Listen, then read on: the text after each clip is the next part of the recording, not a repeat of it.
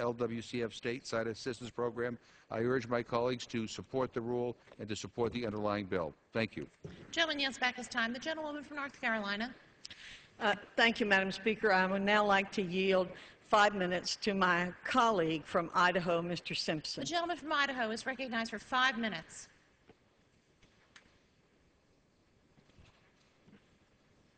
I thank the gentlelady for yielding. I come to this side of the well because I fear the distance between us has grown so great that we can no longer hear each other from the chasm that divides us.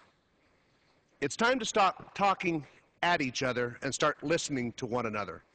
When I first read this rule, I wasn't so much angry as I was deeply saddened. I was saddened by what we have allowed this institution to devolve into, little more than a third world dictatorship. And we are all to blame because we have all allowed this to happen.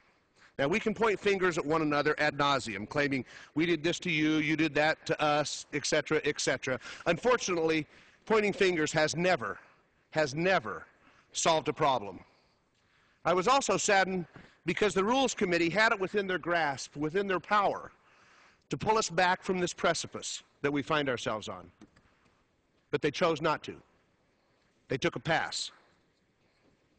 As I said at the Rules Committee hearing last night, history is replete with people who found an excuse to do the wrong thing.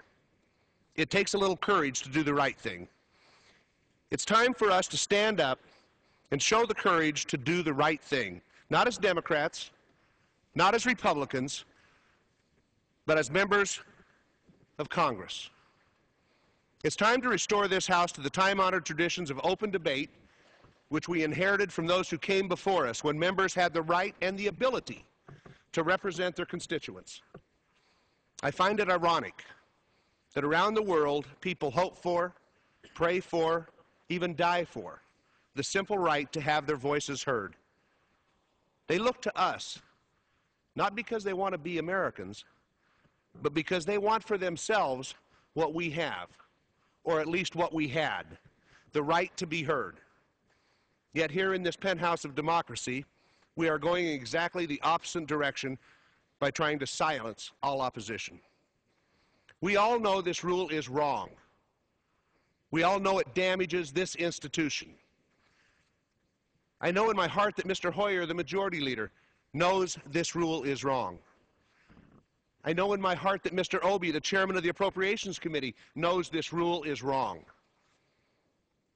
I know that Ms. Slaughter, the chairwoman of the Rules Committee, knows this rule is wrong. Yet here we are, all in the name of expediency, silencing the voices of Americans who elected us to Congress to speak on their behalf. We are sacrificing what is right to just get the job done. There will come a time when Republicans will once again become the majority party. We don't know when that will be. Might be 2 years, might be 10 years, might be 20 years. But it will happen, and we all know that. I will tell you that members of my party will want to use the actions today, your rules, as a precedent to shut you out of the process, a precedent to silence your voices, a precedent to deny your ability to represent your constituents, a precedent to take the easy road instead of doing the hard work of democracy. I want you to know here today that I won't be a part of using this precedent against you.